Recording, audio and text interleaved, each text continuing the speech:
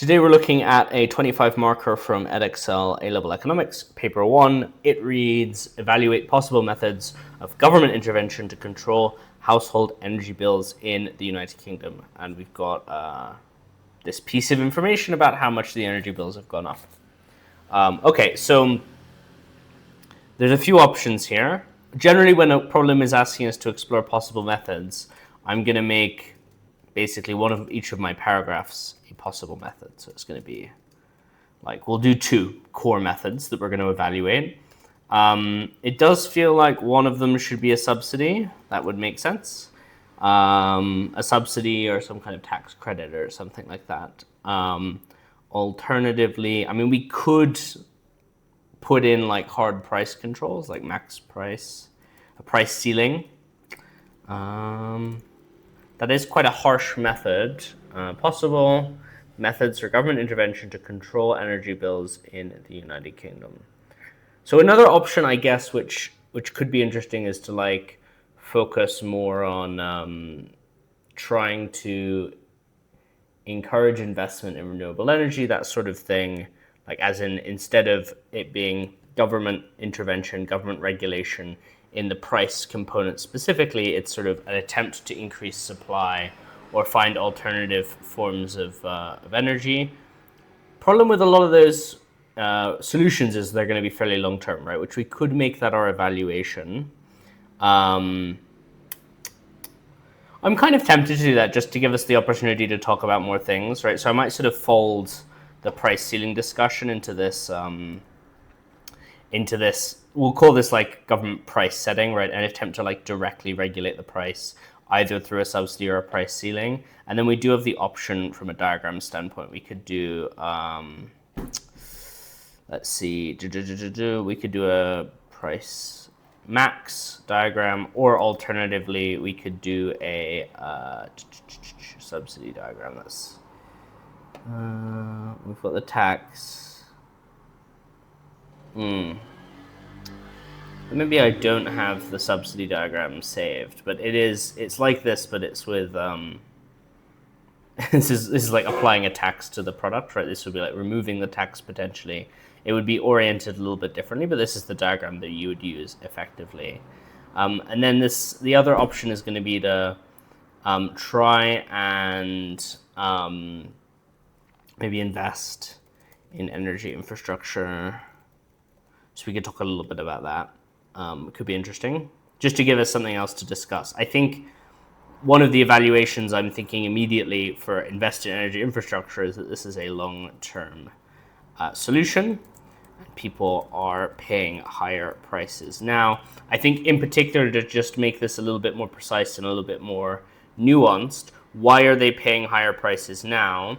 There's certain sort of macroeconomic global conditions that are causing energy prices to be artificially inflated at the moment, and that probably is reasonably temporary. So why is that happening? Well, we have sort of like, if it was at this precise moment, it would be Iran, but at the time this was written, we would say war in Ukraine is affecting supply. We could say the war in Iran.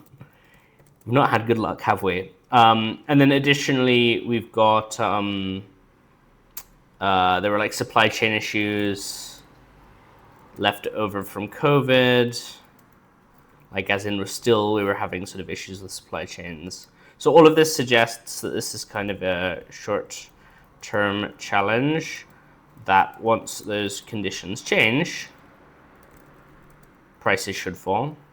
So given that that's the context, trying to invest in these kind of long-term solutions maybe is not the most appropriate, way to address this issue, right? Maybe we should be looking at the more direct and immediate stuff. Okay, but what will the analysis look like for a subsidy or a price ceiling? Well, we can talk about how hopefully there would be, if we apply a subsidy should lower or allow companies to produce energy at below cost and sell to consumers at lower prices, right? And then part of this is when we're analyzing subsidies and the kind of effect they can have, often what we want to talk about is price elasticity of demand, because this has, if you look on our diagram, we're going to have like a consumer and a producer benefit.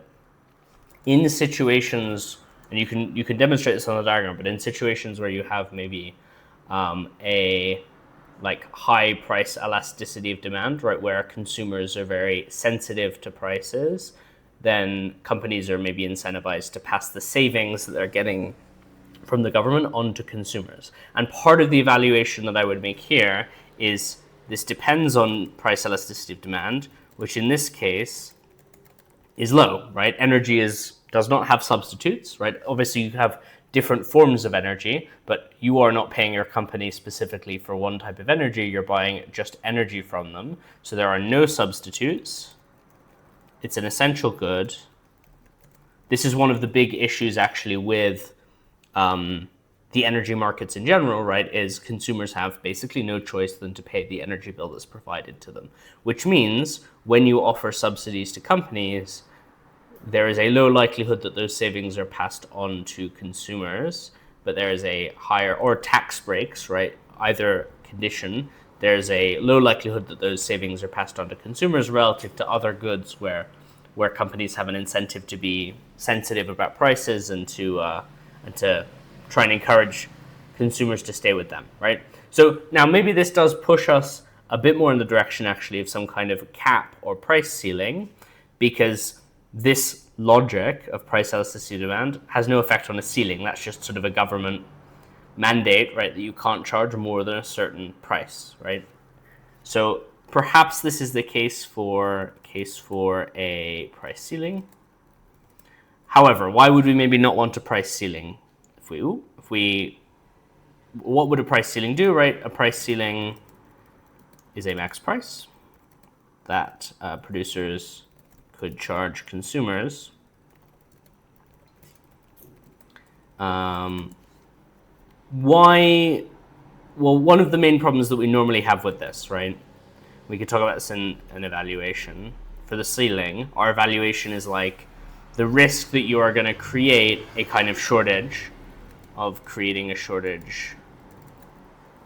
because prices are too low to incentivize producers to, make more electricity, basically.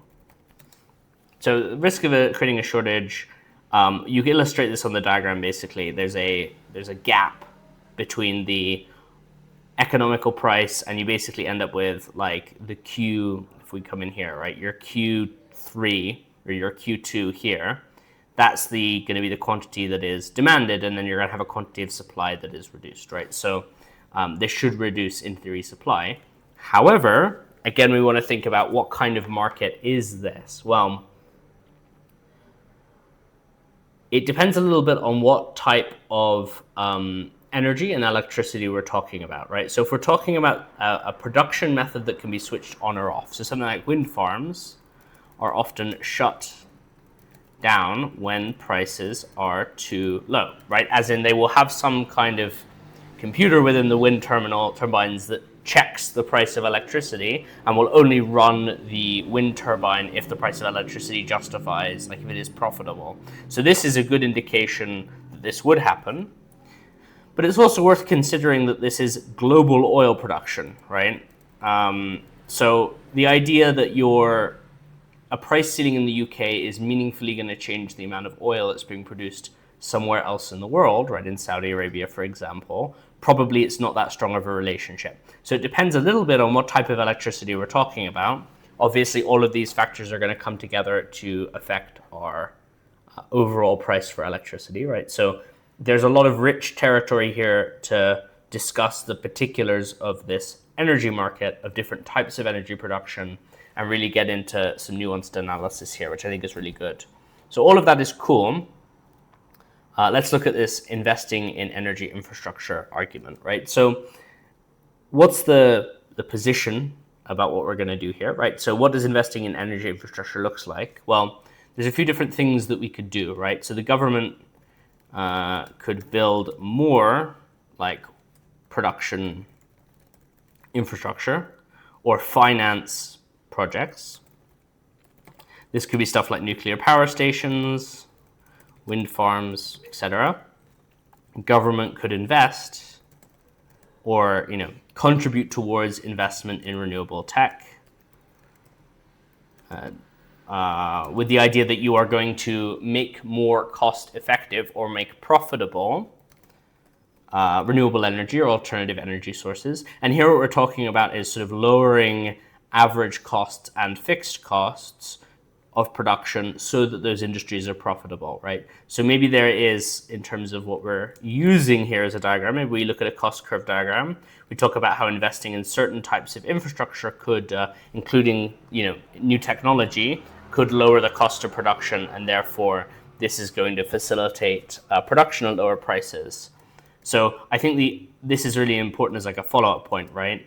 Reducing fixed and variable costs allows businesses to produce at more, right? That's what the diagram suggests, and at lower market prices, right? So again, I think it's important to understand that for a lot of these, for electricity, for example, there's going to be a market price for electricity. And if we can make the cost of production lower, it means there's going to be more participants in the market at any one time, because a lot of the infrastructure that we're talking about basically only operates at, it's going to contribute electricity to the grid to the point where the price is high enough to justify production. So if you are able to cut down on costs, you can get into a position where more production centers are contributing more of the time, and this helps contribute towards lower prices as well.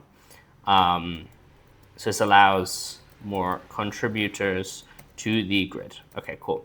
However, I think there's an argument to be made that when we're thinking about electricity prices, having more wind farms is perhaps less important than just the global price of oil, right? So again, this is kind of tying into this, but the idea is like mostly this is not a failure of UK energy infrastructure.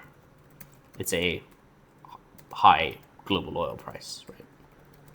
And therefore, like, really, are we addressing the core problem here? Is the core problem addressable in this way? Probably not, potentially not. Yeah, so I think this is good development.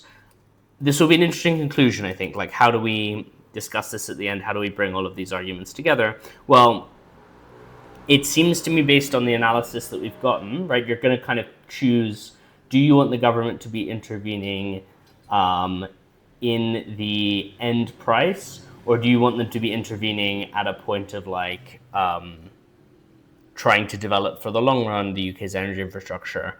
And I would probably come to the conclusion that, like, given this is a short-term emergency driven by factors outside the UK economy, it makes sense to intervene at the point of the cost to consumer. And then I think we can talk about like which method is the most appropriate, right? And possibly it's, we want to make sure we're not too aggressive on setting price limits, because that can really kill production. So it's sort of, given how energy infrastructure works, you would want to explain this. I'm not fully writing this out, but given this discussion we've had about like a lot of production methods only operate when they are profitable. So we want to make sure that we're not setting too abnormally low prices, because that could cause real problems. We want to avoid an aggressive price ceiling. Perhaps something like subsidies are unlikely to be passed on to the consumer for the reasons we've discussed. So perhaps something like a credit for consumers to purchase electricity might be the best format, which I've not really discussed that much. I can't spell, but that would be maybe the best way to approach this, is to say we're just going to give people credit or cash to sort of offset their spending, but we're not going to intervene too much to set the price. Again, the downside of this, which you can discuss if you want, is then you are potentially creating more demand for electricity and driving up prices further. Again, we get into slightly complicated dynamics over how much of this is like local UK market and how much of this is global. So I think, given that context of it being a kind of a global problem, like everyone's experiencing at the moment, providing those credits maybe doesn't move the needle on the price too much, whereas in other situations, giving everyone cash to buy more electricity would create tons of demand. Like, because it's a necessity, because it's not price elastic, because it's kind of this global external thing that's happening to the UK economy. I think that's the most sensible approach. But please let me know what you would write for this. I'm interested to hear.